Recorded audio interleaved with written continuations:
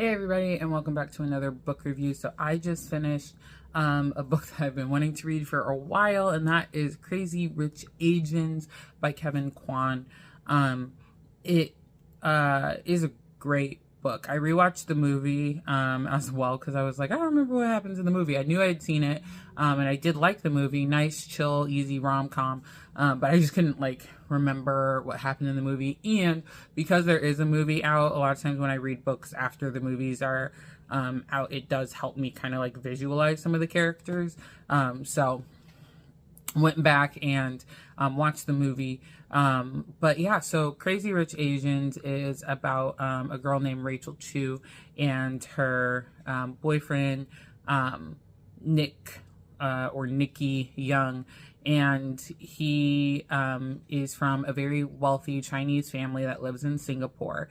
And he just hadn't been as forthcoming with Rachel about kind of who his family was, what they do, how they handle things that are not up to their standards, more or less. And so a series of unfortunate events, very much a comedy of errors type situation in this book. And so overall, I really did enjoy the book. I was a little upset at how much the movie doesn't follow the book in favor of, the perfect ending, and it just doesn't work. When I was rewatching the movie, I was like, oh, this is really rushed in comparison to the book. The book is just nice and slow, takes its time with, developing the characters and understanding who the characters are and everything.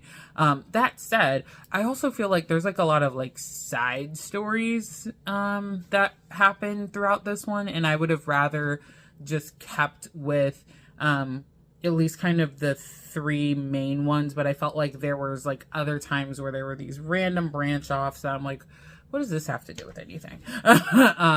So the main part of the story is between Rachel and Nick, and then there's a sub story with Nick's cousin Astrid and kind of her life. She discovers that her husband is having an affair. It turns out he's actually not having an affair. He's trying to make it seem like he's having an affair so that he can get a divorce because he's unhappy. And then there's also everything with Nick's mom and some of the other family members, cousins, aunts, uncles, all the things that just kind of get interspersed throughout. And they're usually only a couple chapters, 2 or 3, 4, 5 at max chapters about these other kind of random lines. And they do all intersect in the fact that they're all either related or they're all going to be at this wedding that they're all attending.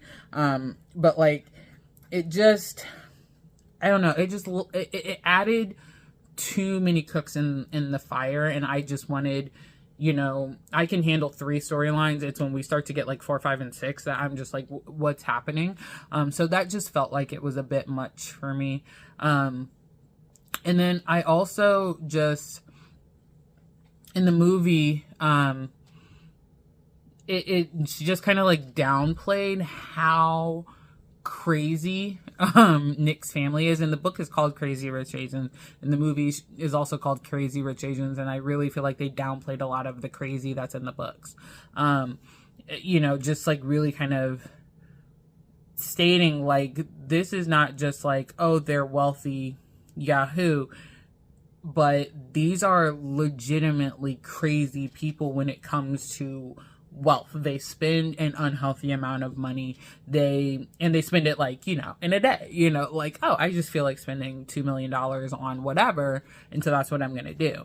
And I feel like the author does a good job about kind of talking about the differences and the changes as society has evolved and things like that in Singapore, why people move to China. I feel like he kind of incorporated a lot of that history and that economic side of things, which is, kind of cool, and it helps you understand why these families are so rich, how they got so rich, how they played the markets and everything.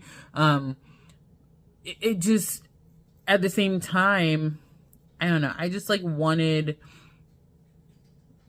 I wanted there to be more oomph in Nick's family about their money. They kind of talk about it and they get to it towards the end of the story, but like it just kind of got washed over. Like, you know, his grandmother has lived in this big house and been rich basically her entire life, and so like how did her family make the money?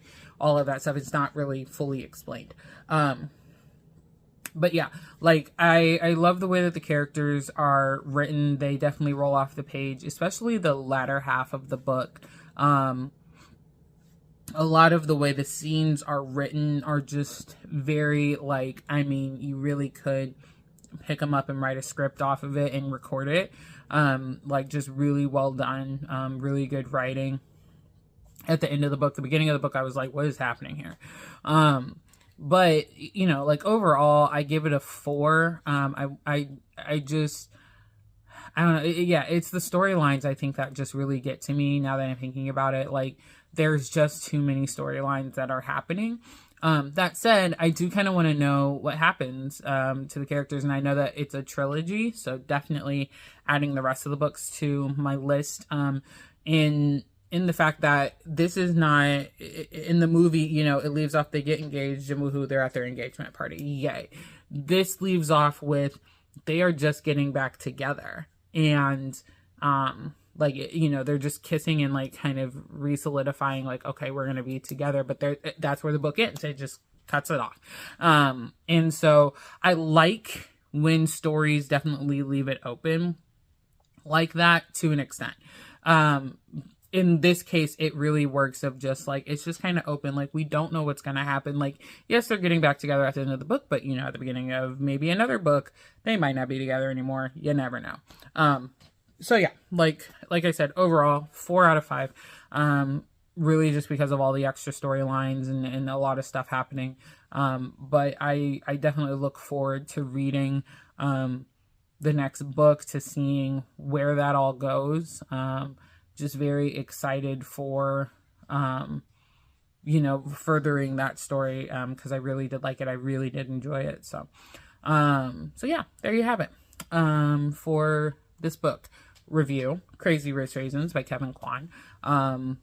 As always, please continue to like, comment, share, subscribe if you so choose or feel passionate about it. I am slowly knocking books off the list, but I just added a whole bunch more. Hopefully this summer we might even get out of the office, out of the classroom, and go book shopping. So hopefully we'll have a couple more books that have been on my list that I can actually have copies of. And then I'm also, as you can see, you know, behind me, and I've talked about this before, I've got empty shelves. So I've got series that I have that I want to, you know, finish out, make sure I have them, and or books that I've read in the last year or two that I gave 5s and I don't have copies of. Definitely want to get those. So hopefully as the summer is starting to roll in, my best friend and I are planning those. So hopefully you'll also get to go on that journey with us. But outside of that, I will see you in the next book review. Bye!